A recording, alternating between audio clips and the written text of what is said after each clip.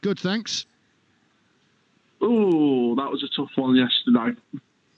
All the possession, more chances, I think, if memory serves me right, and a defeat. No shot on goal. I think 2 or 3 shots the whole game. Accrington were, I'd say, all over us for most of the match. We tried to get back into it. Weirdly enough, we switched the system. We brought Barlow and Gardner off. We brought Bogle and John on. And we switched to the 3 at the back. And weirdly, we actually looked better with the 3 at the back. But speaking to the press, it seems like Wellens wants to stick with the 4-3-3, which, it's his system. I get that. But it's not looking good at the moment. We've scored 1 goal in the first 3 games, including the Carabao, the first 4 games, including the Carabao Cup.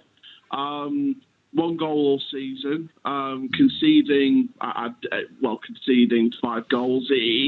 It's not a fantastic start to the season, especially with top of the league on Saturday and Rotherham the next Saturday with Stoke in between in the Carabao Cup. It's not looking good at the moment for Doncaster Rovers. But no, I don't suppose it is. But the team building hasn't finished yet. I think Richie Wellens. Well, you tell me. Are you fairly confident that by and large within the division you will see enough of the ball? It's just finding the types of players that have got the pace to get in behind, which you don't have yet, to cause teams some real problems. We've lost the pace due to injuries, and we also need goal scorers because Thiago Chakir is a kid. He's the future of Watford. Don't get me wrong, he's a future star, that young kid, but he's still got a lot to learn. This is his first season in English football, lower leagues, so it's going to have to take some time to get used to. But you could see he was a threat with the time. Every time he's on the ball, he just gets bullied by 6 foot tall centre backs. So you can see he's a major threat, and that's the main target man to go down. Omar Bogle's been here a few months now, or nearly a year. And he's not really found the target for me. He scored in pre-season, but I'm really hoping that he finds his feet, because every time he misses a shot, every time he misses a penalty, for example, like he did against Sheffield Wednesday, I feel sorry for Omar, because I know he's going to get slandered by fans, because fans just don't have confidence in Omar Bogle, and I want Omar Bogle to step up and do well for Rovers, because I feel sorry for all the slanders he's been getting this season and last season as well. I gave Bogle the season. I said on my social media, I said I'm giving Bogle these 12 months to prove himself under the new tactics and work under the new manager. And at the minute, it's not coming off, but it is only a couple of games in. But one thing I would address is there is a continuing growth of fans that say the board aren't good enough, and I've been meaning to address this for a long time now. And the reason why people think the board aren't good enough is because they think they don't invest in the club. But Terry Bramall, who's been at the club for years, has continually put shares into the club. We know the board have had this whole Club Doncaster thing going, because I see things on social media like, Doncaster Rovers should be taken over.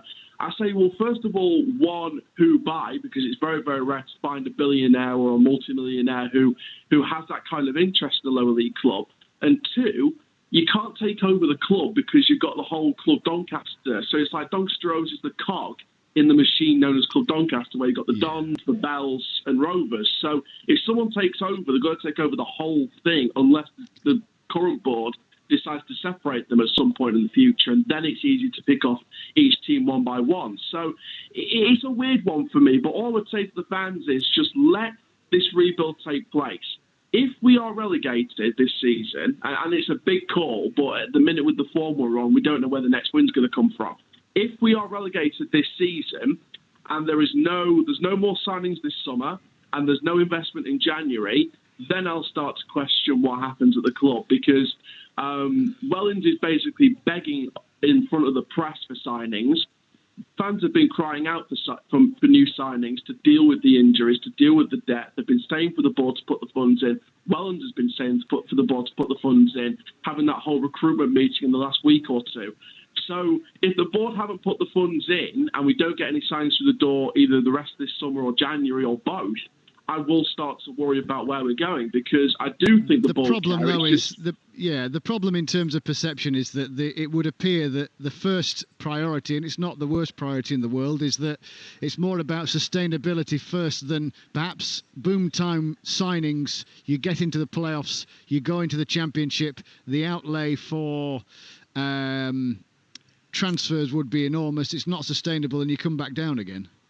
100%, and that's what I've been saying to fans for months. We've got to stay sustainable before we can compete. We can't risk it all. It backfires. We go back down to League One, and we have a massive free fall that we maybe can't come back from. So we've got to make sure we're financially stable enough before we start pushing.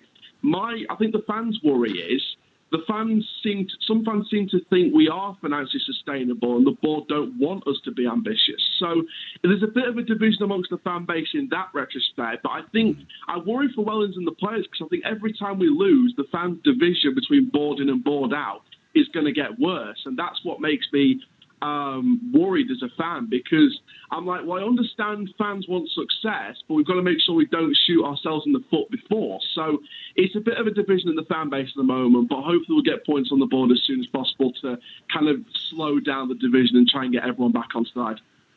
Aaron, thanks for your call to the programme. So, Rovers fans, which side of that particular divide are you on right now? Do you accept that they need to be a bit more frugal for the continued sustainability of the football club, or do you just think, well, look, the team needs signings, otherwise they might be in a footballing position that they can't get out of, and it takes a while to come back from? Rovers till I die! Rovers